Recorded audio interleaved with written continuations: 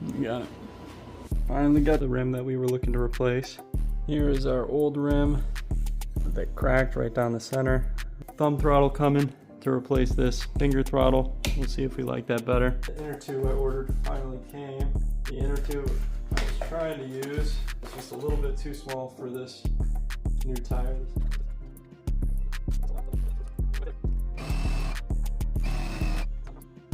Alright, so it took a second, but I got the new tube in there pretty nice.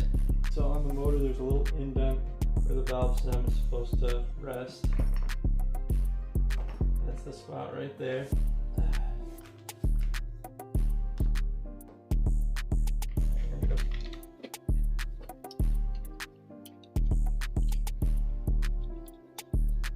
Alright, we got the wheel on. It looks a little more balanced than the back wheel.